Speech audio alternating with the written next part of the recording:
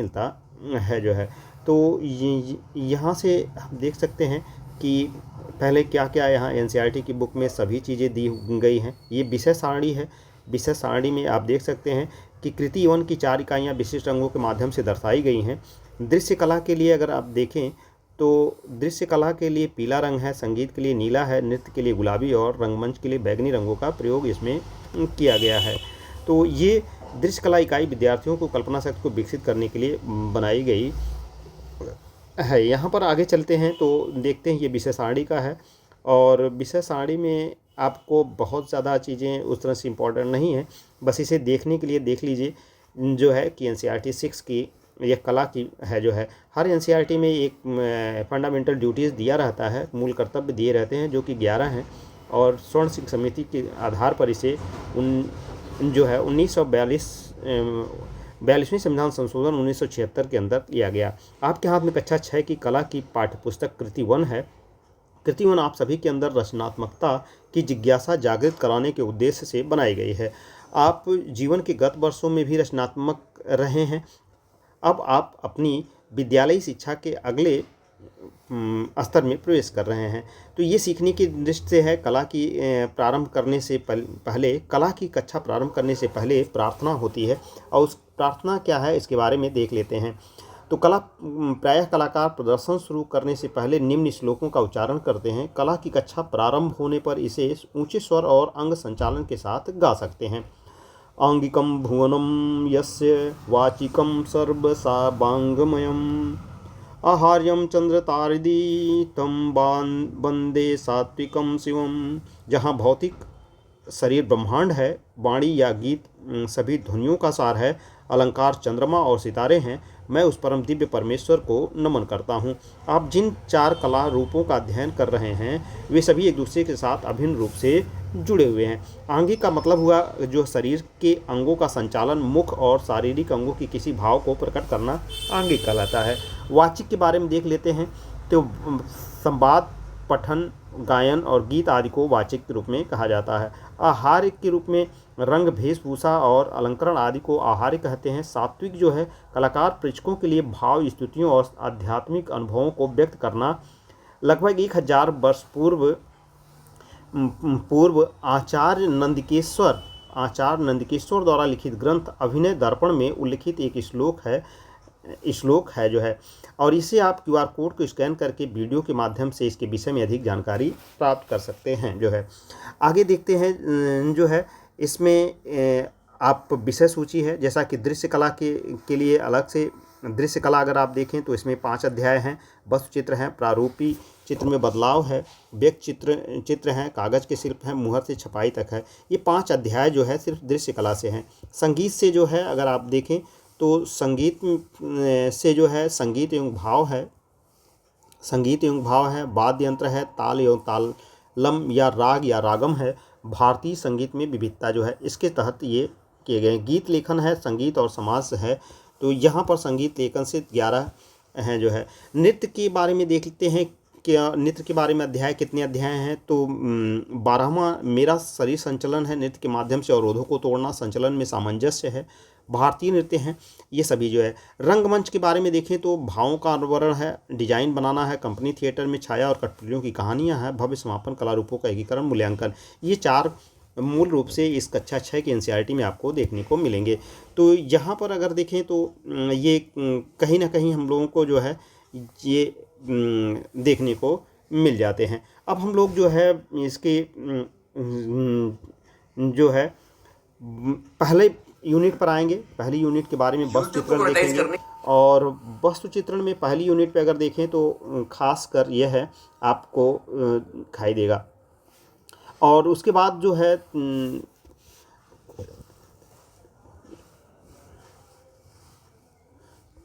उसके बाद जो है हम लोग इसकी दूसरी यूनिट पर चलते हैं। तो यहाँ पर पहली यूनिट में पहला जो पेज है आपके सामने है। और पहले पेज के बारे में अगर हम लोग देखें तो यहाँ पर जो है पहला पेज है, यह पार्ट 1 है, अध्याय 1 है। दृश्य कला के बाद में जो है, जैसा कि आप ये फिगर भी देख सकते हैं। और इस फिगर के साथ साथ आपको जो चीज़ में दृश्य कला का पहला अध्याय है जिसके बारे में देखते हैं। मैंने जब पढ़ाते समय आपको पढ़ाया था तो वहाँ पर मैंने आपको खड़ांग बताया था जो है। कला के कितने भेद होते हैं, तो कला के 6 अंग हैं और इन्हीं को खड़ांग कहते हैं। कला के 6 अंग हैं और इन्हें खड़ांग कहते हैं। खड़ांग का मैंने जो है बताया था, जैसा कि रूप भेदा प्रमाणानि भाव लावण्य योजनम सादृश्यम बड़िका भंग इति चित्र खड़ंगकम। यही 6 अंग जो है कला के 6 अंग हैं, अर्थात कला के 6 अंग हैं। इन्हीं को खड़ांग भी कहा जाता है। पंडित यशोधर की जो टीका है जय मंगला है, उसी में जो है उल्लेख किया गया। कला के 6 अंग इस प्रकार हैं: रूप भेदा प्रमाणान भाव लावण्य योज सौंदर्य बोध और सादृश्यता और वर्णिका भंग। ये 6 अंग हैं जो है।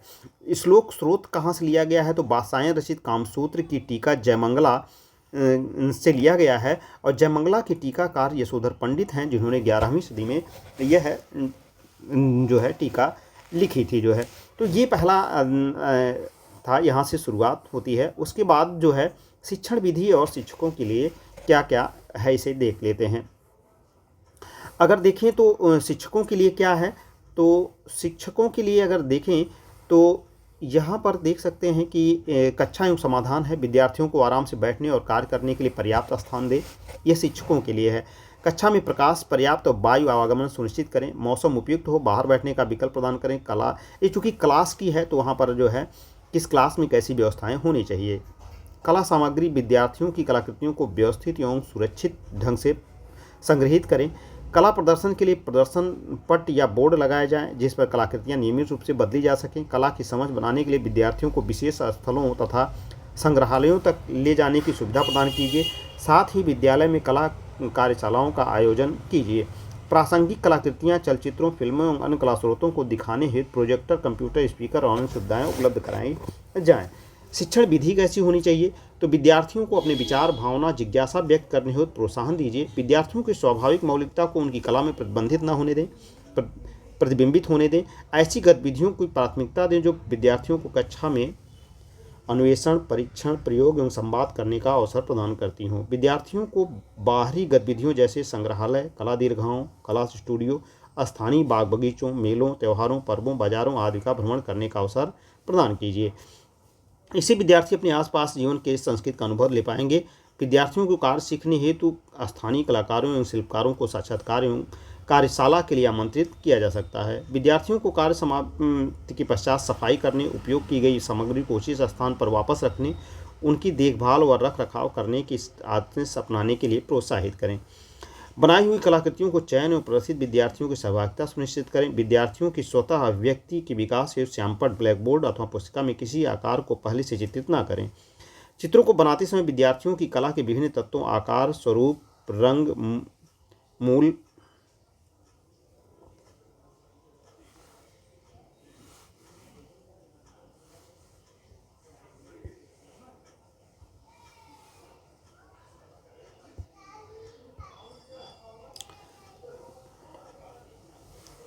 रंग, मूल, बनावट इत्यादि आदि निरीक्षण करते हुए संज्ञान लें। अभ्यास करें। शीर्षक के अंतर्गत जो गतिविधियाँ दी गई हैं वे अभ्यास का ही विस्तृत रूप हैं। उन्हें विद्यालयों के पश्चात घर जाकर भी किया जा सकता है जो है। तो ये विद्यालय संबंधी था। पहला अध्याय आपकी स्क्रीन पर मौजूद है। अब पहले अध्याय के बारे में हम लोग देखते हैं कि वस्तु चित्रण क्या है। मैंने आपसे बताया था कि जो है वस्तु चित्रण क्या है, तो इसे देखने से पहले ये ध्यान रखिए कि वस्तु चित्रण के बारे में, इसे स्टिल लाइफ कहते हैं। क्या कहते हैं? वस्तु चित्रण कह सकते हैं या फिर स्थिर चित्रण भी कहा जाता है। स्थिर चित्रण भी कहा जाता है। स्थिर चित्रण भी कहा जाता है। स्थिर चित्रण, इसे स्टिल लाइफ भी कहा जाता है। स्टिल लाइफ भी कहा जाता है जो है। प्रथम अध्याय में आपका स्वागत है, जहां आपकी कलात्मक दृष्टि वस्तुओं एवं वस्तु चित्रण के माध्यम से एक कहानी व्यक्त करती है। इस अध्याय में आप वस्तु चित्र में संजीवता प्रदान करना सीखेंगे। कैसे? जैसे यहाँ पर देख सकते हैं कि उससे जुड़ना सीखकर, उससे संबंधित कहानियों की रचना करके, रचनात्मक सृष्टि का अवलोकन करके, उस पर पड़ने वाले प्रकाश और उत्पन्न होने वाले रंग और छाया का अवलोकन करके भले वे किसी बिंदु से अलग दिखाई दें, परंतु अन्य दृष्टिकोण से वे कैसे आपस में लीन हो जाते हैं, कैसे आपस में मिल जाते हैं, इसके बारे में हम लोगों को देखना है। प्रत्येक चित्र आपके अवलोकन को अधिक गहन बनाएगा और आप अपने आसपास की वस्तुओं को जैसा देखते हैं वैसा ही चित्रित कर पाएंगे, जो है इस बारे में बताता है, जो है। अब हम लोग देखते हैं कि कैसे जो है चित्रण की क्या विधाएं हैं। वस्तुओं को दर्शाती हुई एक विद्यार्थी की कलाकृतियां हैं, जो है। तो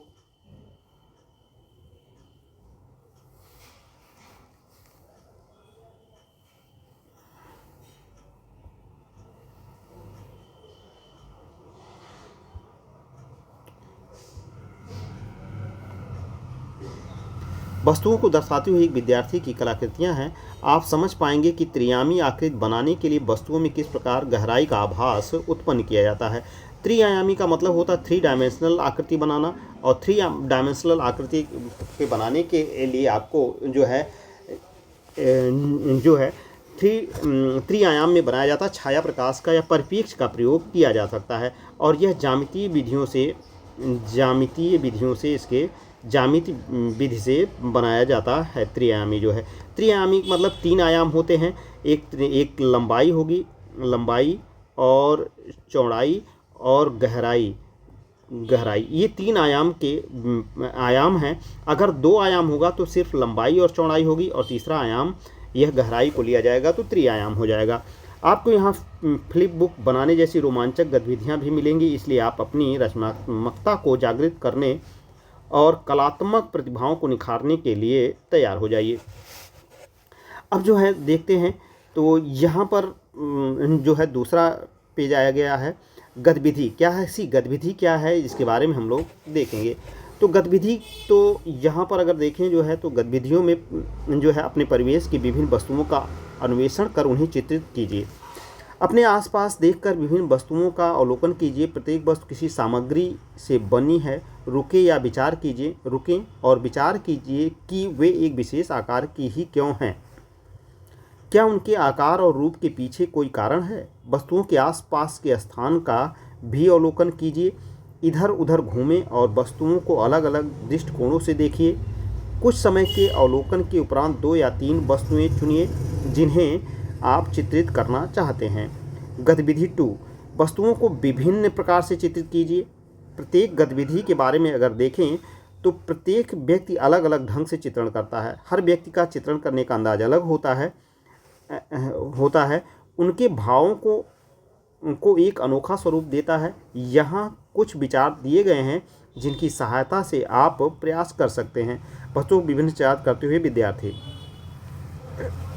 एक निरंतर रेखा का उपयोग करके कोई वस्तु बनाएं, जिसका अर्थ है कि आप वस्तु का चित्रण करते समय कागज से अपनी पेंसिल नहीं उठा सकते। अपने सहपाठियों से पूछें कि क्या वे इस चित्र से वस्तु को पहचान सकते हैं। दूसरा पॉइंट, आप वस्तु के अलग अलग भागों को चित्रित कर सकते हैं। वस्तु के अलग अलग भागों को चित्रित कर सकते हैं। उदाहरण के लिए पानी की बोतल बनाते समय प्रत्येक भाग, ढक्कन, बोतल इत्यादि को अलग अलग प्रकार से चित्रित कीजिए। उसके अनुपातों में अंतर पर ध्यान दीजिए। एक ही वस्तु के 3 अलग अलग कोणों से चित्रित करने का प्रयत्न कीजिए। अपनी जगह बदले या वस्तु की जगह में बदलाव कीजिए। आप वस्तु को धरातल पर रख सकते हैं या उसे लटका भी सकते हैं। तीनों कोणों से 3 चित्र बनाने के बाद उन्हें अपने सहपाठियों के साथ साझा कीजिए। उनसे पूछिए कि तीनों कोणों में उन्हें कौन सा कोण सबसे रोचक लगता है। जो है 3 कोणों से जो है, अब ये ज्यामिति की भी तकनीकें विकसित हो जाएंगी। पहली, अब जैसे मान लीजिए यहाँ पर पहली, बताओ मैं कौन हूँ। जहाँ तुम जाओ वहाँ मुझे पाओ। न मेरा कोई आकार है न कोई रूप। आप मुझे देख सकते हो किंतु छू नहीं सकते। बताओ मैं कौन हूँ। ये पहेली है। तो ये आपके लिए बताना है कि कौन सी पहेली है। यहाँ पर पहेली का उत्तर है छाया। जब आप किसी शैडो को देखते हैं तो उसे छू तो नहीं सकते, लेकिन उसे देख सकते हैं। जो है उसका कोई न मेरा कोई आकार है न कोई रूप है। जैसे जैसे वह धूप की परछाई पड़ती है वैसे वैसे छाया बढ़ती जाती है। अब हम लोग आगे बढ़ते हैं। अभ्यास करें। अलग अलग पदार्थों, लकड़ी, धातु, मिट्टी, प्लास्टिक, कपड़ा इत्यादि से बनी कुछ घरेलू वस्तुओं के चित्र बनाएं, जिसे किसी प्रकार स्थान में रखें। उनके आकार का बाह्य रेखा चित्र बनाने के पश्चात छाया और प्रकाश वाले क्षेत्रों पर ध्यान दें। छाया के रंग व आकार पर ध्यान दीजिए और उन्हें भी अपने चित्र में सम्मिलित कीजिए। जो है यहाँ पर देख सकते हैं कि जो है बनाई गई जो छाया प्रकाश प्रदर्शित की गई वस्तुएं हैं जो हैं उनके बारे में कहा जा रहा है कि जैसे स्टिल लाइफ जो वस्तु बनाई गई, जैसे यहाँ पर जूता पड़ा हुआ है, यहाँ पर फुटबॉल की गेंद पड़ी हुई है, यहाँ पर एक टॉफ़ी है, तो ये सब चीज़ें बिखरी हुई जो है यहाँ पर है, उसको देखिए और उसको सम्मिलित करके बनाने का प्रयास करिए। गतिविधि तीसरी गतिविधि क्या है? छाया और प्रकाश और छाया का प्रयोग करना। अपने सामने भिन्न भिन्न वस्तुओं को रख लीजिए। प्रत्येक वस्तु के आकार, रंग, छाया और उन पर पड़ने वाले प्रकाश का अवलोकन कीजिए। उनकी छाया की आकृति क्या है? वस्तु के किस ओर छाया दिखाई दे रही है? आइए एक पेंसिल से कुछ प्रयोग करके देखिए। अपनी पेंसिल से एक लयबद्ध रेखा खींचे। रेखा बनाते हुए पेंसिल पर दिए गए दबाव को घटा बढ़ाकर देखिए। क्या आप हल्के और गहरे रंग बना पाते हैं? अभ्यास के पश्चात एक कागज पर अपने समक्ष रखी वस्तुओं को चित्रित कीजिए। पेंसिल के माध्यम से वस्तुओं की रूपरेखा के भीतर हल्के से माध्यम और माध्यम से गहरा, देखिए हल्के से माध्यम और माध्यम से गहरा करते हुए रेखांकन कीजिए। वस्तु की छाया निरीक्षण करें और इसे अपने चित्र में प्रदर्शित कीजिए।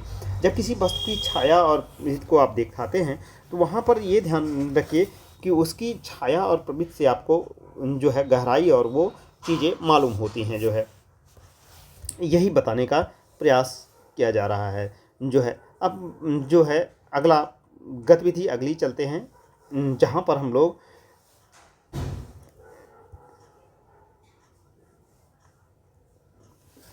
देखिए अमृता शेरगिल की चित्रकला में वस्तु चित्रण। अमृता शेरगिल के बारे में थोड़ा सा जान लेते हैं। अमृता शेरगिल एक प्रसिद्ध आधुनिक भारतीय महिला कलाकार थी। उनका जन्म 1913 में हुआ था। उनकी मां हंगरी से थीं और उनके पिता भारतीय थे।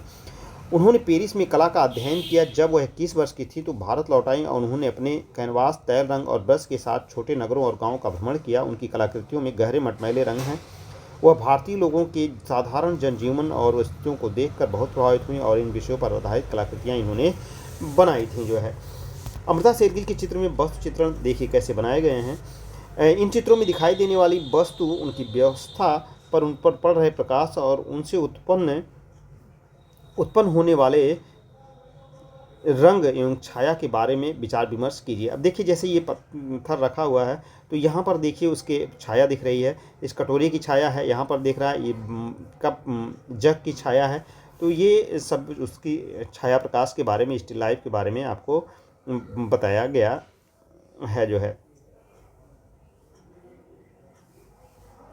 आइए अब हम लोग देखते हैं गतिविधि 4 के रूप में। एक कलाकार की दृष्टि से क्या वस्तुचित्र कैसे बनाए जाते हैं। कलाकारों को वस्तुओं का अध्ययन करने का अभ्यास होता है। वे उन्हें एक समूह में व्यवस्थित करके रंग चित्र, मूर्तियाँ और छाया चित्रों के माध्यम से स्थिर चित्र बनाते हैं। मैंने बताया स्टिल लाइफ बनाते हैं। स्टिल लाइफ ऐसी कलाकृतियों को वस्तुचित्र कहा जाता है। वस्तुचित्र में वस्तुओं के चयन, उन्हें कैसे व्यवस्थित किया जाए, इस पर बहुत विचार किया जाता है। फूल, पौधे, सब्जियां, फल, खाद्य पदार्थ, कपड़े, उपकरण और अन्य घरेलू वस्तुएं भी वस्तु चित्रण में सम्मिलित हैं। आप सोचते होंगे कि इन्हें स्टिल लाइफ क्यों कहा जाता है। यदि किसी वस्तु में जीवन नहीं है तो वह स्टिल लाइफ होगी। जो है अर्थात निर्जीव वस्तु को स्टिल लाइफ का मतलब जो है स्थिर जीवन अर्थात स्थिर जीवन का चित्रण करना। स्थिर जीवन यानी कि वह निर्जीव होगा। निर्जीव वस्तु चित्रण को स्टिल लाइफ कहते हैं। निर्जीव वस्तु चित्र को स्टिल लाइफ कहते हैं। यानी कि जीवन नहीं है तो वह स्टिल लाइफ होगी। स्टिल लाइफ या वस्तु चित्रण कलाकृति ऐसी वस्तुओं को दर्शाती है जो स्थिर है अर्थात हिलती नहीं है। कलाकृति बनाने की प्रक्रिया में वस्तुओं को एक नया जीवन मिलता है। सुप्रसिद्ध कलाकारों के बनाए गए स्टिल लाइफ अथवा वस्तु चित्र को देखिए और अपनी कक्षा में उन पर चर्चा कीजिए। आगे देखते हैं कि कैसे जो है कलाकारों ने बनाया। तो गतिविधि 5 के रूप में है, कैसे जो है स्टिल लाइफ के बारे में। तो गतिविधि जो है स्वयं एक वस्तु चित्र बनाए, 4 से 5 विद्यार्थियों का समूह बनाएं और एक गोलाई में बैठे परिधि में केंद्र में 2 से 3 वस्तु रखिए। बोतल, फल, धातु का ज्यामितीय प्रकार, कंपास, लकड़ी का फूटा, रूलर, कपड़े का टुकड़ा या कोई भी ऐसी वस्तु जो आपको रुचिकर लगे उन्हें आप चुन सकते हैं। अपने समूह में चर्चा कीजिए कि वस्तुओं को किस तरह भिन्न भिन्न प्रकार से व्यवस्थित किया जा सकता है। जो है वस्तुएं एक दूसरे को स्पर्श कर सकती हैं या आप उन्हें पृथक पृथक भी रह सकते हैं। सुनिश्चित कीजिए कि घेरे में बैठा प्रत्येक विद्यार्थी वस्तुओं की व्यवस्था को स्पष्ट रूप से देख सके। जिन वस्तुओं का आप चित्रण कर रहे हैं उन पर ध्यान दें, उन्हें रेखांकित कर उनका वस्तु चित्रण बनाएं। अब यहाँ पर देखिए कैसे जो है बच्चे बैठकर उसका अभ्यास कर रहे हैं, इस बारे में भी हम लोग देख सकते हैं। जो है अगली गतिविधि के बारे में क्या है, तो यहाँ पर हम लोग देख सकते हैं कि गतिविधि 6 है, फर्नीचर का चित्रांकन। विद्यालय और घर में आप किस प्रकार के फर्नीचर देखते हैं। फर्नीचर की कोई भी 2 या 3 वस्तुओं को देखिए और उनका चित्र बनाइए। अपने चित्रों की तुलना वास्तविक वस्तुओं से कीजिए। आपके द्वारा खींची गई सीधी रेखाओं, कोणों और आकृतियों की तुलना वास्तविक वस्तु में उपस्थित सीधी रेखाओं, कोणों और आकृतियों से कीजिए। अब यहाँ पर देखिए कैसे जो है ज्यामिति के माध्यम से एक चित्र बनाया गया है और उसी ज्यामितीय चित्रण को कोणे और सीधी रेखाओं और कणवत रेखाओं से बनाया गया है। देखिए यहाँ पर सीधी रेखा, यह भी सीधी पड़ी हुई रेखा, यह चतुर्भुज है, यहाँ पर आयत है, यहाँ पर भी आयत है, यहाँ पर जो है, तो ये सभी जो है कोई भी ऐसा यहाँ पर चीज़ नहीं, सब ज्यामिति से बनाए गए हैं। अपने बनाए वस्तु चित्र में गहराई और त्रियामी आभास लाने हेतु उनमें आवश्यक परिवर्तन कीजिए। इसे परिप्रेक्ष्य, पर्सपेक्टिव, देखिए यहाँ पर पर्सपेक्टिव परिप्रेक्ष्य है ना, परिप्रेक्ष्य 2, एक रेखीय परिप्रेक्ष्य होता है, वायवीय परिप्रेक्ष्य होता है, मैंने बताया था। तो कहा जाता है परिप्रेक्ष्य से वस्तु चित्र में एक त्रियामी आभास उत्पन्न होता है और वस्तु चित्र ऐसा प्रतीत होता है जैसे हमारे सामने हो। देखिए यहाँ पर त्रियामी आभास उत्पन्न होता है, यानी कि जब परिप्रेक्ष्य, और परिप्रेक्ष्य वही है जब 2D से जो है अगर 3D बनाया जाता है तो 3D में जो है लंबाई, चौड़ाई और गहराई का मेंशन किया जाता है। लंबाई, चौड़ाई और गहराई का मेंशन किया जाता है, इसी को 3D कहा जाता है। और 2D में सिर्फ लंबाई और चौड़ाई का मेंशन होता है, लंबाई और चौड़ाई का जो है। तो ये यहाँ पर देख सकते हैं कि 2D और 3D की बातें यह क्या है, इसी को 3D कहा जाता है। छोटे से समूहों में अपने सहपाठियों के कार्यों को देखें और विश्लेषण करें कि किसके कार्य में परिप्रेक्ष्य है। उन रेखाओं, आकृतियों और रूपों की पहचान करें जो परिप्रेक्ष्य को दर्शाने में सहायक हो सकते हैं। जो है सहायक हों। अभ्यास कीजिए। भवन के विभिन्न भागों जैसे दरवाजे, खिड़कियां, पाइप, नलके, पंख, बत्तियां इत्यादि का अवलोकन कीजिए और उनका चित्र बनाएं। ये सभी जो है उनके चित्रों को बनाने की बातें की गई हैं। अब जो है हम कैसे बनाएंगे, जो है ये गतिविधि को देखें जो है कि कैसे हम उसे बनाएंगे। गतिविधि 7 है, फ्लिप बुक बनाएं। कितना रोचक होगा यदि आप अपने चित्रों में वस्तुओं को घसीला प्रदान कर सकें। हम एक फ्लिप बुक लेते हैं जो है की सहायता से ऐसा कर सकते हैं। फ्लिप बुक बनाने के लिए निम्नलिखित निर्देशों का पालन कीजिए। चरण 1, एक A4 कागज़ को 8 समान भागों में बांट लीजिए। जो है 8 समान भागों में उसे A4 कागज़ को मोड़ लेते हैं। A4 कागज़ मैंने बताया था, जो फोटोस्टेट का कागज़ होता है कॉपी का, उसे A4 कागज़ भी कहते हैं। बांट लीजिए। इन सभी को छोटी और ओर से स्टेपलर का उपयोग करके एक साथ चिपका दीजिए, यानी कि उन्हें जब काट कर बांट लेते हैं तो उन्हें चारों ओर से जो है स्टेपलर करके चिपका दीजिए। अब आपकी फ्लिप बुक तैयार हो गई है। दूसरा जो है चरण है, दूसरे चरण के बारे में देखते हैं। तो दूसरा चरण, फ्लिप बुक के अंतिम पृष्ठ के दाहिने किनारे के पास कोई एक वस्तु बनाएं। पेंसिल की सहायता से अपनी इच्छा अनुसार उसमें अन्य विवरण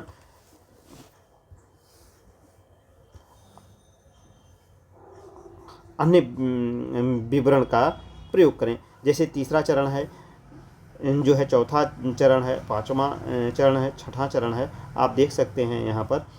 तो जोड़िए दिया है, उनमें अन्य विवरण जोड़िए। जब आप अपने चित्र से संतुष्ट हों तो उसे कलम से रेखांकित कर लीजिए, कलम से रेखांकित कर लीजिए। अब आपके चित्र को गतिशीलता प्रदान करने का समय आ गया। अंतिम पृष्ठ छोड़कर पहले पृष्ठ पर रेखाचित्र दोहराएं और चित्र की स्थिति में थोड़ा सा परिवर्तन अवश्य कर लीजिए। इस चरण को तक दोहराएं जब तक कि सभी पन्नों पर थोड़े से अंतर के साथ चित्र न बन जाए। देखिए, आपके चित्र को गतिशीलता प्रदान करने का समय आ गया। अंतिम पृष्ठ छोड़कर पहले वाले पृष्ठ पर रेखा चित्र दोहराएं और चित्र की स्थिति में थोड़ा सा परिवर्तन अवश्य कर लीजिए। इस चरण को तब तक दोहराएं जब तक कि सभी पन्नों पर थोड़े से अंतर के साथ चित्र न बन जाए। अपने अंगूठे की सहायता से फ्लिप बुक को शीघ्रतापूर्वक लपेटें। आप अपनी बनाई वस्तु को हिलते हुए देख पाएंगे। अधिक गतिशीलता के लिए फ्लिप बुक के पृष्ठों की संख्या बढ़ाएं जो है। तो ये गतिशीलता के रूप में जब आप बनाते हैं तो उसमें जो है पेंसिल से अगर बनाए हैं तो देखेंगे तो उसमें थोड़ा सा अंतर आ जाता है जो है। इसी को यह बताने का प्रयास करता है, छाया प्रकाश की बातें यह करता है जो है। तो यहाँ पर ये पेज था जो है। और अब हम लोग जो है इसके दूसरे अध्याय पर चलेंगे, जहाँ पर दृश्य चित्रण में प्रारूपी चित्र में बदलाव के बारे में देखेंगे जो है। तो यहाँ पर जो है इस अध्याय में अध्याय 2 है, यह आपको प्रकृति के चमत्कारों में लीन कर देगा। यह अध्याय आपको प्रकृति के चमत्कारों में लीन कर देगा। आप जीवन के विविध रूपों में सुंदर आकार, रूप, रंग, सामनाकृति और संरचना के अन्वेषण के लिए घर से बाहर निकलेंगे। आप रेखांकन एवं चित्रों की गतिविधियों के माध्यम से इन विवरणों का अवलोकन करना सीखेंगे। आप स्वयं के लिए प्राकृतिक रंग बनाने की आकर्षण प्रक्रिया के साथ साथ रंग आभा मतलब टिंट होता है, जबकि तान जिसे टिंट को तान हल्के रंग की तान को टिंट कहते हैं और गहरे रंग की तान को छाया कहते हैं। तो तान मैंने आपसे बताया था कि यह टोन जिसे कहते हैं, टोन यह 3 प्रकार के होते हैं। टोन 3 प्रकार के होते हैं। एक तो जो है इनके 3 प्रकार हैं। एक तो जो है प्रकाश और एक दूसरा होता है मध्यम प्रकाश, मध्यम, और तीसरा जो होता है छाया। इसी को जो है प्रकाश, मध्यम प्रकाश और छाया को जो है टोन कहते हैं जो है। तो यह है 3 प्रकार के होते हैं जो है। तो इसी रूप से प्रकाश, मध्यम प्रकाश और छाया को जो है टोन कहा जाता है। तो टिंट बनाने के जो हल्के प्रकाश होते हैं उन्हें टिंट कहते हैं और गहरे प्रकाश को छाया कहते हैं। अब देखिए ये हल्का प्रकाश है, यहाँ पर आप देख सकते हैं जो है ये हल्का प्रकाश है, इसे टोन। यहाँ पर सफ़ेद रंग का ज़्यादा प्रयोग किया गया है। बनाने की तकनीक भी सीखेंगे। यह अध्याय आपको रचनात्मक रूप से सोचने के लिए प्रेरित करेगा और शिष्ट को देखने के दृष्टिकोण में परिवर्तन लाएगा जो है। आगे हम लोग देखते हैं गतिविधि के रूप में कि कैसे टोन बनाते हैं। प्रकृति चित्रण में अगर हम लोग देखें तो गतिविधि 1 है प्रकृति भ्रमण। आप जब पेड़ों, पौधों, पहाड़ियों, नदियों, समुद्र और रेल से घिरे होते हैं तो आपको कैसा लगता है? 2 से 3 मिनट तक कल्पना कीजिए कि आप प्रकृति से घिरे हुए हैं। आप क्या क्या देखते हैं? आप जब विभिन्न वस्तुओं का स्पर्श करते हैं तो आपको कैसा अनुभव होता है? आप अपने पैरों के नीचे क्या अनुभव करते हैं? आप कितनी दूरी तक देख सकते हैं? क्या यही कुछ है जो हिलडुल रहा है? आप किन ध्वनियों को सुन रहे हैं?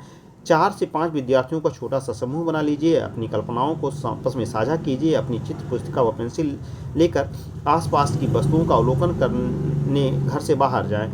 आकाश की ओर देखें और इसकी विशालता का अनुभव कीजिए। आप जो भी रंग अथवा बादलों का आकार देख पा रहे हों उन्हें एक जगह नोट कर लीजिए। धरती को देखें, मिट्टी के रंग, विभिन्न प्रकार के पत्थर, कंकड़ और छोटी बड़ी चट्टानों को देखें, उन्हें स्पर्श कीजिए और उनकी संरचना का अवलोकन करें। क्या वे चिकने, खुरदुरे, उबड़-खाबड़, दानेदार या किसी बनावट के हैं? एक ऐसी जगह खोजें जहां कुछ पेड़ पौधे हों। पौधों को सम्यता से स्पर्श करें और उनकी पत्तियों, तनों, छालों, फूलों, बीजों की फलियों और जो कुछ आप देखते हैं उनकी संरचना का अनुभव कीजिए। उन संरचनाओं को चित्रित करने का प्रयास कीजिए या शब्दों के माध्यम से उन्हें लिखिए। पत्तियों के आकार और दिखाई देने वाली सभी रेखाओं और समनाकृतियों को ध्यान से देखिए। ऐसी 3 पत्तियों का रेखांकन कीजिए जिनके भिन्न भिन्न आकार, रेखाएं और सामनाकृतियां हों, उनके रंगों को शब्दों के माध्यम से लिखिए। किसी पशु, पक्षी या कीड़े को ध्यानपूर्वक देखिए। क्या वे बैठे हैं, सो रहे हैं, खड़े हैं या हिलडुल रहे हैं? उनके स्वरूप को रेखांकित करने का प्रयास कीजिए। एक समूह में एकत्र हों और अपने रेखांकन तथा अवलोकनों को साझा कीजिए। अभ्यास कीजिए। एक पत्रिका विजुअल जर्नल आरंभ कीजिए। आप प्रतिदिन देखी जाने वाली वस्तुओं को चित्र बनाएं जो है। गतिविधि दूसरी देखते हैं जो है। यहाँ पर देख सकते हैं कि एक फिगर है जहाँ पर कपड़ा की बुनाई का कार्य हो रहा है। तो गतिविधि दूसरी के बारे में देखते हैं। अध्ययन यात्रा। किसी संग्रहालय, कलाकार की शिल्पशाला या किसी ऐसे स्थान पर जाएं जहां कलाकार कार्य कर रहे हों। निम्नलिखित प्रश्नों के आधार पर अपनी टिप्पणियां लिखिए। आप किस प्रकार की दृश्य कलाकृति देखते हैं? कलाकृति निर्माण में किन सामग्रियों का उपयोग किया जाता है? क्या ये कलाकार हैं? वे कौन से उपकरण और तकनीकों का प्रयोग करते हैं? कलाकृतियों की रचना और उन्हें प्रदर्शित करने हेतु किसी स्थान की व्यवस्था किस प्रकार की जाती है? आपने कौन से नए विचार, अनुभव प्राप्त किए? अपने अनुभवों के आधार पर चित्र बनाएं। आप इन चित्रों का संदर्भ में प्रयोग कर सकते हैं जो है। देखिए यहाँ पर इसने जो चित्र बनाने के लिए प्रयोग करके लिए कैनवास का प्रयोग कर रही है। ये यहाँ पर जो है किसी जो है कुम्हार का चित्र इन्होंने देखा जो है, और उसी कुम्हार के चित्र को बनाने की प्रैक्टिस ये दोनों कर रहे हैं जो है। तो आगे देख सकते हैं गतिविधि 3 है, प्राकृतिक रंग बनाए जो है। अब यहाँ पर प्राकृतिक रंगों को बनाने के लिए कैसे बनाया जा सकते हैं जो है। क्या आपने कभी सोचा है कि रंग कहाँ से मिलते हैं, वे कैसे बनाए जाते हैं? आज हमारे पास तैयार डिब्बों में रंगीन पेंसिल, क्रेयॉन और जल रंग उपलब्ध हैं। रंगीन पेंसिल और क्रेयॉन दोस्तों क्या होता है, ये जो है चावल की जो क्रेयॉन होता है, मैंने आपको बताया था कि क्रेयॉन जो है चावल के मांडी से जो है, जिसमें रंगों को मिलाकर जब बनाया जाता है तब उसे क्रेयॉन कहते हैं। ये रंगों में आता है। और पहले कलाकार किन माध्यमों का उपयोग करते थे जो है? पेंसिल, क्रेयॉन और जल रंग। ये सूखे जो है क्रेयॉन के रूप में आते हैं। जल रंग भी जो है आपको वाष्प रूप में आते हैं, जल रंग होते हैं। और पेंसिल जो है सूखे रूप में, शुष्क में आते हैं। याद रहें, ये भी याद रहें। आप जो भोजन करते हैं उस पर विचार कीजिए। जब घर में दाल बनती है तो उसे अधिक पीला बनाने के लिए कौन सी सामग्री मिलाई जाती है? हल्दी का। कौन सी सामग्री का प्रयोग करते हैं? तो हल्दी का प्रयोग सामूमन करते हैं। आप घर पर इसे भाषा में क्या कहते हैं? अब उन खाद्य पदार्थों पर विचार कीजिए जिन्हें आपने खाया है। उनमें से कुछ का रंग आपकी अंगुलियों, आपकी जीभ और यहाँ तक कि आपके कपड़ों पर भी दाग छोड़ सकता है। इसी प्रकार फूलों का भी उपयोग भी रंग निकालने और बनाने के लिए किया जा सकता है। पौधों के अतिरिक्त मिट्टी, पत्थर, खनिज भंडार से भी रंग बनाए जा सकते हैं। कलाकार रंग बनाने की इन प्रक्रियाओं का उपयोग विभिन्न कलात्मक उद्देश्य के लिए करते हैं। जैसे देखिए यहाँ पर फूलों से भी रंग बनाया जा सकता है। फूलों से की पत्तियों को, रंग को जो है यहाँ पर पीस कर निकाला जा सकता है जो है। तो ये चीज़ें हैं। अपने भोजन में पाए जाने वाले कुछ ऐसे फलों, सब्जियों और पत्तियों की जड़ों की सूची बनाएं जिन्हें पीसने अथवा पकाने से रंग बनाए जा सकते हैं। जैसे हल्दी हुआ जो है, चुकंदर हुआ जो है, गाजर हुई आदि जो है ऐसी चीज़ हैं जिन्हें बनाने से बनाए जा सकते हैं जो है। चलिए आगे देखते हैं जो है गतिविधि 4 के रूप में कैसे जो है हम लोग जो है रंगों को बनाया जा सकते हैं। आइए स्वयं के लिए प्राकृतिक रंग कैसे बनाए जा सकते हैं ये देखते हैं। प्राकृतिक रंग बनाना सीखें जो है। पहला चरण क्या है? मिट्टी, खनिज, सब्जी, फूल, फल, जड़ें, कोयला इत्यादि से कच्ची सामग्री प्राप्त कर लीजिए। कच्ची सामग्री प्राप्त कर लेते हैं। दिए गए कोयले व नीले लेपिस लाजुली के पत्थर को देखें। देखिए यहाँ पर एक लेपिस लाजुली जो है नीले रंग का पत्थर है और वो है, और यहाँ पर जो है एक कोयला है जो है कोयला। तो इन लोगों को अलग अलग भगोने में ले लिया गया है। अब उसके बाद देखते हैं दूसरा चरण। अशुद्धियों को दूर करने के लिए प्राप्त किए गए द्रव्य को बारीकी से पीस कर छान लीजिए। जैसे मान लीजिए इसमें कुछ ऐसे पदार्थ लगे हुए हैं जो कि ठीक नहीं, जैसे सफ़ेद है ये, तो इनको बारीकी से पीस कर छान लेते हैं। इनमें सही अनुपात में एक बंधक पदार्थ अथवा बाइंडर मिलाइए। इससे रंगों को उस सतह पर चिपकाने में सहयोग मिलता है। बाइंडर जो है क्या होता है, एक ऐसा पदार्थ होता है जो रंगों को चिपकाने में काम आता है जो है। इससे रंगों को सतह पर चिपकाने में सहयोग मिलता है जहां चित्रण किया गया है। अरबी गोंद बाइंडर जो है, अब जैसे गोंद भी होता है तो चिपकता है, गोंद हो जाता है।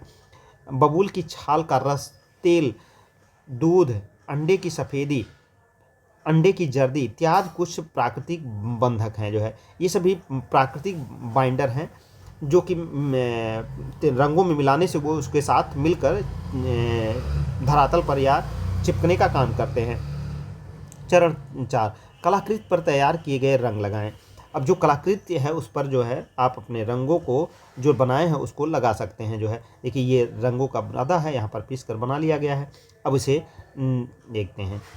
तो प्राकृतिक रंगों से कलाकृति बनाएं, इसके बारे में देखते हैं।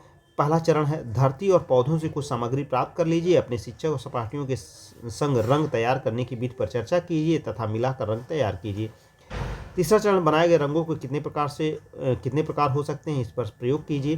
किसी एक रंग पर विचार कीजिए जिसका आपकी कलाकृति में उपयोग किया जा सकता है। प्राकृतिक रंगों का उपयोग करके अपनी कलाकृति बनाए जो है। प्राकृतिक रंगों का प्रयोग, अब यहाँ पर देख सकते हैं कि प्राकृतिक रंगों में क्या क्या चीज़ है, खनिज है, मिट्टी है, सब्जी है, फूल, यानी प्रकृति में मिलने वाले जितने भी पदार्थ हैं उनको प्राकृतिक रंगों के रूप में इस्तेमाल किया जाता है।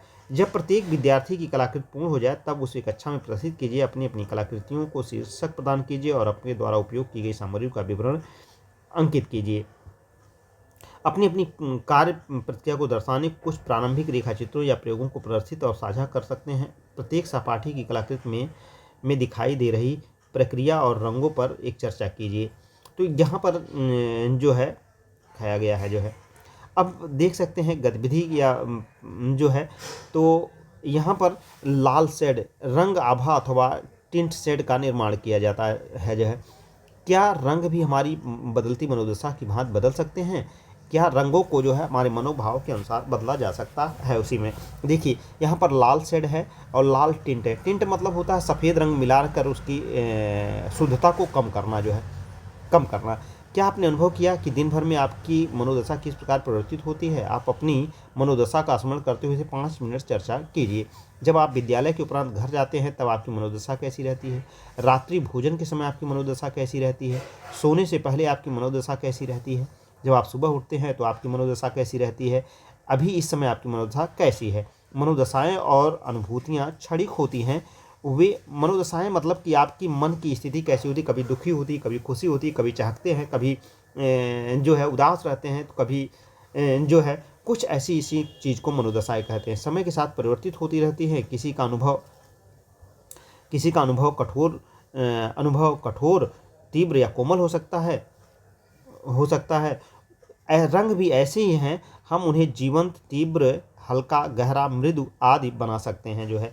ये रंगों को बनाने की उसी तरह से रंगों को भी जो है इस रूपों में बनाया जा सकता है। जब आप रंगों में जो है यहाँ पर देखिए लाल रंग में सफ़ेद रंग मिला देते हैं तो ये गाढ़ा, ये देखिए काला रंग मिलाएंगे इसमें जो है, तो जो है काला शेड बनेगा। अगर सफ़ेद मिलाएंगे तो हल्का होता जाएगा। देखिए इसमें सफ़ेद रंग मिला है और इसमें जो है काला रंग मिला है। तो काला रंग जब मिलेगा तो उसका जो है गहरा काला होता चला जाएगा जो है, और सफ़ेद रंग मिलेगा तो बस जो है हल्का, यह टिंट होता जाएगा। इसे टिंट कहते हैं और इसे जो है छाया कहते हैं, यानी कि छाया, या इसी को डार्क कहते हैं जो है। तो ये, और इसके मिडिल टोन को क्या कहते हैं? मध्यम कहते हैं। मैंने आपको मध्यम तान कहते हैं, मध्यम तान, न तो ज़्यादा डार्क है न तो जब हम अपने मनोदशा के आधार पर रंगों का भी चयन करते हैं इसी रूप में, आइए देखते हैं जो है मनोदशाएं के अनुसार रंग भी बदलते रहते हैं। रद्दी कपड़ों से बनाया गया एक कोलाज के बारे में देखते हैं। कोलाज मैंने आपसे बताया था कि जब किसी वस्तुओं के टुकड़ों को संयोजित करके बनाया जाता तो उसे तो कोलाज कहते हैं जो है। विचार कीजिए, सूर्योदय व सूर्यास्त के समय आकाश सूर्योदय और सूर्यास्त के समय आकाश में रंग किस प्रकार बदलते हैं? धूप एवं नियमित धुलाई के कारण क्या आपके अपने कपड़ों के रंग को छीड़ होते हुए देखा है? कुछ समय के बाद वे उजले से फीके या फिर गहरे से हरे हल्के रंग में हो जाते हैं। चित्रकला में रंगों के इन अंतरों को टिंट और शेड कहा जाता है। हम किसी टिंट उसमें सफ़ेद रंग मिलाकर बना सकते हैं। उसी प्रकार किसी रंगों में काला रंग मिलाकर उसका शेड बनाया जा सकता है। देखिए यहाँ पर जो मैंने आपको पढ़ाया था कि जो है सफ़ेद और काले रंग को मिलाने से जो है रंगों में जो है टिंट परिवर्तित होते रहते हैं। रंग प्लस सफ़ेद मिलाने से रंग टिंट होता है, यानी धुंधला हो जाता है, और काला रंग मिलाने से वह गहरा हो जाता है। तो यही चीज़ें यह बता रहे हैं। ये बहुत अच्छी चीज़ें हैं, किताबें जो है एनसीईआरटी की पढ़नी चाहिए दोस्तों। यहाँ से बहुत ही कॉन्सेप्ट आपका क्लियर होता है। चलिए आगे देखते हैं जो है। तो यहाँ पर आइए अभ्यास कीजिए। सामग्री जो है चित्र बनाने और उसमें रंग के लिए सादा कागज़, जल रंग, पोस्टर रंग, चूर्ण या पाउडर रंग, काला, सफ़ेद या 2-3 अन्य रंग ले लीजिए। विकल्प: पुराने समाचार पत्रों या पत्रिकाओं से रंगीन पन्ने निकालने और पन्ने की पच्चीकारी या मोजाइक बनाने के लिए विभिन्न शेड और टिंट ढूंढें। प्रकृति की रंग पट्टिका और पैलेट क्या है? जो है प्लेट जिसे कहते हैं, पैलेट उसी कहते हैं। यही क्वेश्चन पूछा गया, यह टीजीटी में यह क्वेश्चन पूछा गया था। टीजीटी में पूछा गया है पैलेट क्या है। प्रकृति में रंगों की विविधता को देखकर क्या आपको कभी आश्चर्य हुआ? बाहर निकलें और 3 ऐसी पत्तियां लाएं जो विभिन्न रंगों की शेड की होती हैं जो है। आपको जो भी निकटतम शेड दिखाई दे उसे प्राप्त करने के लिए शेड मतलब छाया दिखाई दे, उसे प्राप्त करने के लिए विभिन्न रंगों को मिलाने का प्रयास कीजिए। विस्तार: टिंट और शेड का संयोजन करना जो है छाया और प्रकाश का संयोजन कैसे किया जाता है? आपके द्वारा बनाई गई रंग आभाओं और शेड्स को संदर्भ के रूप में उपयोग कीजिए। किसी संग्रहालय की वेबसाइट या सचित्र पुस्तकों से ऐसी कुछ कलाकृतियों के चित्र ढूंढें जिससे आपके द्वारा बनाई गई रंग आभाएं अथवा शेड उपस्थित हो। अवलोकन करें कि कलाकृतियों की रंग आभा या शेड किस प्रकार हमारी भावनाओं और मनोदशाओं में बदलाव लाती हैं। इस अभ्यास को 4 से 5 भिन्न रंगों और उनकी रंग आभाओं और शेड्स के साथ दोहराएं। आपने मनोदशाओं और भावनाओं का अनुभव रंग आभाओं और शेड्स के साथ किया है, उनका संक्षिप्त विवरण लिखिए। ये आपको जो है बता रहा है कैसे आपके जो है रंगों की आभाएं बदलती रहती हैं। अब गतिविधि 6 के बारे में देखते हैं। तो यहाँ पर गतिविधि 6, कलाकारों द्वारा उपयोग की जाने वाली सतहें और सामग्रियाँ। आप जानते हैं कि प्रकृति से रंग बनाए जाते हैं। कागज़ के आविष्कार से पहले जो है यहाँ पर कागज़ का आविष्कार है, तो यह 105 ईस्वी में इसका आविष्कार किया गया था। और तसैलुन नामक व्यक्ति ने किया था। यह चीन के थे जो है, कहाँ के थे? तो चीनी व्यक्ति थे जो है, चीन के थे जो है, इन्होंने किया था। आविष्कार से पहले प्राकृतिक सतहों जैसे चट्टानों, गुफाओं की दीवारों, मिट्टी के पलस्तरों, ताड़ के पत्तों, लकड़ियों और कपड़ों पर चित्र बनाते थे जो है। तो जब कागज़ नहीं था तो जो है कागज़ से पहले जो है किस पर, चट्टानों पर बनाए जाते, गुफा की दीवारों पर बनाए, जैसे कि अजंता की गुफाएं, अजंता की गुफाएं, जोगीमारा की गुफाएं, मिट्टी के पलस्तरों या चट्टानों पर जो है प्रागैतिहासिक काल में जो है शिलाओं पर चित्र बनते थे। ताड़ के पत्रों पर बनते थे, लकड़ियों और कपड़ों पर चित्र बनते थे जो है। विभिन्न त्रिआयामी वस्तुओं और मूर्तियों को तैयार करने के लिए टेराकोटा मिट्टी की पकाकर बनाई जाती है। पत्थर, पशु की हड्डी और चमड़ी, लकड़ी और धातु और प्राकृतिक तंतुओं का उपयोग किया जाता है। प्रत्येक सामग्री और विभिन्न सतहों के साथ कार्य करने के लिए विशेष उपकरणों एवं तकनीकों का विकास किया गया। यदि आपके पास कागज उपलब्ध न हो तो आप अपनी कलाकृति बनाने के लिए किस सामग्री और सतह का चयन करेंगे? स्वयं प्रयोग कीजिए और अपनी कलाकृति बनाएं जो है। तो यहाँ पर देख सकते हैं दोस्तों कि जो है अगर कागज़ नहीं है तो फिर हम किस पर बना सकते हैं। निम्नलिखित उदाहरणों को देखें। आप प्रागैतिहासिक काल के कलाकारों द्वारा उपयोग की जाने वाली विभिन्न प्रकार की सामग्री और सतहों के विषय में जान सकते हैं जो है। प्रागैतिहासिक काल में किस पर बनाए जाते थे जो है। तो देख सकते हैं यहाँ पर जो है पत्थरों पर कलाकृतियाँ बनाई गई हैं, दीवारों पर बनाई गई हैं जो है। जब कागज़ आ गए, दफ्ती वाले कागज़ आए, फिर उसके बाद भूमों पर बनाई जाने वाली रंगोलियाँ थी जो है, तो उसी पर जो है बताया गया है। चट्टान की सतह भूमि के रंग, यानी कि जो चट्टान की सतह का रंग कैसा होता है, भित्ति चित्र की सतह फ्रेस्को भूमि और खनिज के रंग जो है यहाँ पर जैसे कि यह देखिए बनाई गई है, चट्टान की सतह के रंग पर बनाई गई है। यह भित्ति चित्रण यानी कि अजंता की गुफा का जो है चित्र है। और जो है यहाँ पत्तों की सतह ऐसी होती है और इस पर प्राकृतिक रंग बनाए जाते हैं। दीवार की सतह पर दीवार तल की सतह पर चावल का आटा भूमि के रंग, यानी कि यह रंगोली टाइप में बनाई जाती है। वस्त्र की सतह पर कैसी होती है कि सतह प्राकृतिक द्रव्य रंग कैसे बनाए जाते हैं, इस तरह से बनाए जाते हैं। जैसे भीमबेटका में जो है उस बनाए गए चित्र बनाए जाते थे। अजंता की गुफाएं, यहाँ पर जो है अजंता की गुफाएं हैं, ताड़ का सूखा पत्ता ऐसे इस प्रकार का होता है, इस पर बनाए जाते थे। कोलम जो है यह चावल की उससे गया जो है बनाया जाता था, जो है चावल से बनाया गया है, जो है भूमि पर बनाया गया रंगोली वाला कोलम है। कलमकारी जो है यह कलम से बनाई गई जो है चित्रकारी है, कलमकारी है जो है। और आंध्र प्रदेश की कलमकारी है, यह कलमकारी कहाँ की है, तो खासकर यह आंध्र प्रदेश की है कलमकारी जो है। अब फुलकारी आपको बताना है कि फुलकारी कहाँ की, आपकी कलमकारी तो है, फुलकारी कहाँ की कला है जो है, फुलकारी कहाँ की लोक कला है, कहाँ की लोक कला ये आपको बताना है, फुलकारी कहाँ की है। कलमकारी तो आंध्र प्रदेश की है और फुलकारी कहाँ की है ये आपको बताना है जो है। चलिए आगे देखते हैं गतिविधि 7 से जो है, गतिविधि 7 के बारे में देखते हैं। तो यहाँ पर प्रकृति से प्रेरणा लेकर बनाया जाए। आप जानते हैं कि कलाकार अपने परिवेश का सूक्ष्मता से अवलोकन करते हैं और सूक्ष्म विवरणों का अंकन करते हैं। प्रत्येक कलाकार की अपनी एक कल्पना होती है। वे व्यक्तिगत रूप से स्वयं उपयोग की जाने वाली सामग्रियों, उपकरणों और तकनीकों का चयन करते हैं। यही बात उनके कार्य को अनोखा बनाती है। एक कलाकार के समान आप भी अपनी कल्पना का उपयोग कर कलाकृति बना सकते हैं। आप ऐसी सामग्री और उपकरण चुनें जो आपके अपने विचारों के लिए उपयुक्त हो। प्रकृति आपकी प्रेरणा है और आप निर्माता हैं। अपनी कलाकृति में स्वयं के अनुभव और अवलोकन सम्मिलित कीजिए। इनमें पर्वत, नदी या सूर्य होना आवश्यक नहीं है। आप तय कीजिए कि वह क्या है जो आपके लिए प्रकृति का प्रतिनिधित्व करता है। यह आपके निकटतम परिवेश की वस्तु हो सकती है।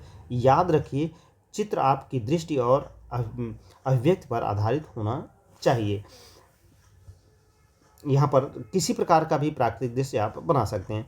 तो ये अध्याय 2 आज की क्लास को हम दोस्तों यहीं पर रोकते हैं। तीसरा यानी कि अध्याय 3 कल हम लोग की क्लास में देखेंगे जो। तो NCERT 6 जो है यह आपको NCERT 6 है जो है NCERT 6 है, कला की है। इसमें जो है आपकी कला के साथ जो है ऐसे NCERT में जो है आपको 6, 11 और 12 दोनों सभी की NCERTयाँ आपको यहाँ पर लर्न कराई जाएंगी। तो इससे लाभ उठाइए जो है। यह खासकर जो है कुल मिलाकर जो है 2-3 क्लास में ये सभी ख़त्म हो जाएगी जो है। तो आपको इससे क्या है कि बहुत अच्छी चीज़ें जानकारी आपको मिलेंगी। तो आपका बहुत बहुत धन्यवाद। मिलते हैं नेक्स्ट सेशन में।